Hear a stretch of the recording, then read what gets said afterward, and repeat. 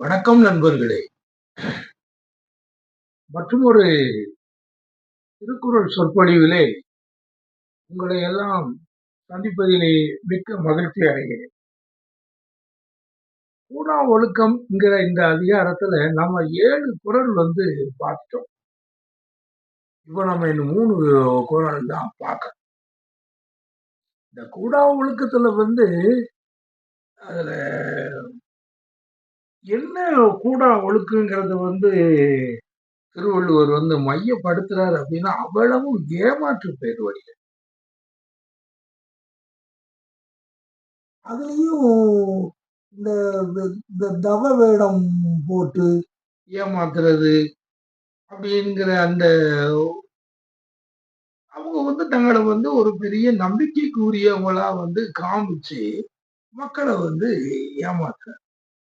அதுல இன்னும் சிலர் இந்த பறவைகளை எல்லாம் வேட்டையாடக்கூடிய அந்த வேடுவர்கள் எப்படி அந்த பறவைகளை அவங்கள இந்த பறவைகளை ஏமாத்தி தானே பிடிக்க முடியும். அப்படி இத மாதிரி இவங்களுமே அந்த மக்களை ஏமாத்தி பிடிக்கிறதுக்கு அவங்க அந்த 7 குறளையும் பார்த்தீங்கன்னா அவ்வளவும் அதைத்தான் சொல்றேன். இப்போ 8வது குறளை நாம பார்த்தாலும் அதுல என்ன சொல்றாருன்னா, இதுலயும்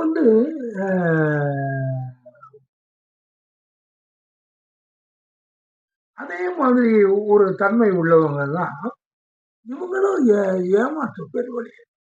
இவங்க தாங்கள் இருக்கக்கூடிய இவங்களுடைய தன்மை வேறு. ஆனா இத மக்களிடத்துல மறைக்காங்க.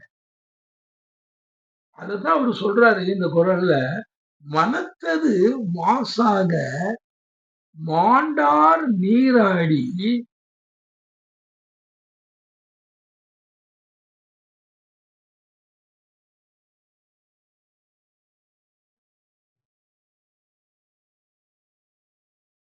மறைந்தொழுகு மாந்தர் பலர்." பாருங்க, இப்பவும் இதுலயும் அந்த மறைந்து ஒழுகிறவங்க தான். அது இவங்களுடைய மனது பூரா மாசு. இவங்களும் இவங்க செய்ய போற காரியங்களுக்கும் எந்த சம்பந்தமும் இல்ல. அந்த நேரத்துல இப்போ இந்த மாதிரி அன்னைக்கு இந்த அப்போ நிறைய நீங்க பாத்தீங்கன்னா சரித்திரத்துல சில சரித்திர கதைகள்ல கூட இந்த மாதிரிலாம் இந்த இந்த பக்தி மார்க்கத்துல இதுல இருக்கிறவங்க அவ்வளவு பேரும் பெரிய படுகாளிகளா தான் இருந்திருக்காங்க. அவ்வளவு பேரும் ரொம்ப அது கொல்றது, ஒரு நாட்டுல ஒரு என்ன நடக்குன்னு சொல்லி வேவு பார்த்து அதை ஒரு இடத்துல சொல்றது. அதுக்கப்புறம் அதுல யாரையாவது கொல்லணும்னா அதுக்கு துணை போடுறது. அவங்க அதுக்கு அவங்க அதை வெளியே தெரியாம இருக்கிறதுக்காக அந்த நேரத்துல அந்த மத அனுஷ்டானங்கள் அவங்க அந்த இப்ப இதுல சொல்றாருல்ல, மனத்தது மாசாக மாண்டார்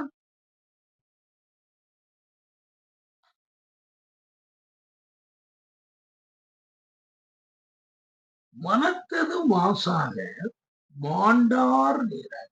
மாண்டார் நீராடினா அந்த உண்மையிலேயே இந்த பக்தி மார்க்கத்துல இந்த தெய்வங்களை கும்பிடுறது, அதன் மூலம் மக்களுக்கு சேவை செய்யறது, உண்மையிலேயே அவங்க ஒரு தவங்களை செய்யறவங்க, மக்களுக்கு நன்மை செய்யறவங்க, இப்படி இவங்க செய்யறதெல்லாம் இவங்க பார்ப்பாங்க. இது இந்த மனத்தது மாசான உள்ளவன் இப்படி போய் இருந்தவர் அந்த கோயில், குளங்கள் இவங்க எல்லா இடங்கள்லயும் போயி இவங்களும் நீராடுவாங்க. நீராடி வெளிய வந்த உடனே அங்க வந்து "சாமி வாங்க, வாங்க, வாங்க" அப்படின்னு சொல்லி எல்லா இடங்கள்லயும் வந்து அவங்களுக்கு வந்து ஒரு பெரிய மரியாதை.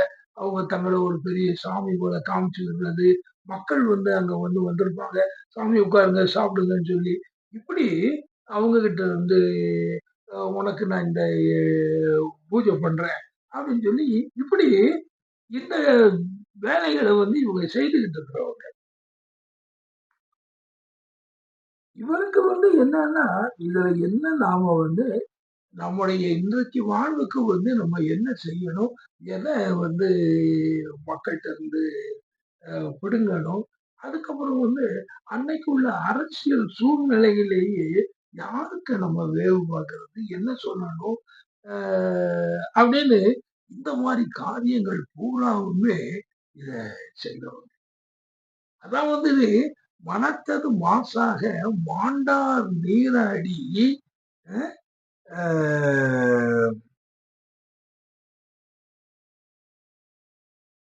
மறைந்தொழுகு மாந்தர் பலர். மறைந்து வாழ்வார். வெளிய தெரியாது. இவன் யாருன்னு வெளிய தெரியாது. ஒரு நாட்டினுடைய ஒற்றர். அந்த ஒற்று வேலையை செய்தது. நம்முடைய இந்த கல்கி அவர்களுடைய நூல்கள்ல கூட அது மாதிரிலாம் வந்து ஒவ்வொரு ராஜ்யங்கள்லயும் பல்லவ சாம்ராஜ்யத்துல அதுக்கப்புறம் வந்து அந்த அவங்களுக்கெல்லாம் பேரு கூட இதெல்லாம் கூட ஒரு பேர்கள்லாம் வந்து உண்டு. அவங்கெல்லாம் வந்து அந்த மாதிரி இருந்து அவங்க வந்து அஹ், அந்த வேஷத்துல தான் வந்து அவங்க வருவாங்க. இதையெல்லாம் அவர் வந்து அன்னைக்கு உள்ள சூழ்நிலையில இந்த கூடா ஒழுக்கத்துக்காக வந்து இதை பார்க்கும் பொழுது இது எல்லாம் மக்களை ஏமாற்றி மக்களை எப்படியாமோ தவறான வழியில செலுத்துறவங்க நிறைய இருக்காங்க. கூடா ஒழுக்கம்னு போட்டு அப்படத்தையும் நீங்க பாத்தீங்கன்னா எல்லாரும் மறைந்து விடுகிறாங்க. மறைந்து ஒழுகுவார் பாரு. இப்படிப்பட்ட ஆட்கள் வந்து இதெல்லாம் வந்து இப்போ திருவள்ளுவர் நமக்கு சொல்றாருன்னா இதையெல்லாம் வந்து நாம இப்போ ஒரு சிறு பிள்ளையா இருந்து வளர்ந்து வரோம் அப்படின்னு சொன்னா நமக்கு வந்து நாம தெரியாது யாரு இவன் நல்லவன் இவன் கெட்டவன் அப்படின்னு சொல்லி பகுத்து பார்க்க தெரியாது. ஆனா வள்ளுவர் சொல்றாரு ஏய் இது இப்படி இதெல்லாம் இப்படி மறைஞ்சு கிடந்துக்கிட்டு மனதுல வந்து மாசு உள்ள இவனெல்லாம் நீ வந்து நல்லா கண்காணிச்சுக்க. அதான சொல்றேன் இந்த குன்னிமுத்துக்கு வந்து ஒரு சின்ன குன்னிமுத்துல வந்து அந்த உதாரணம் சொல்றாருல்ல.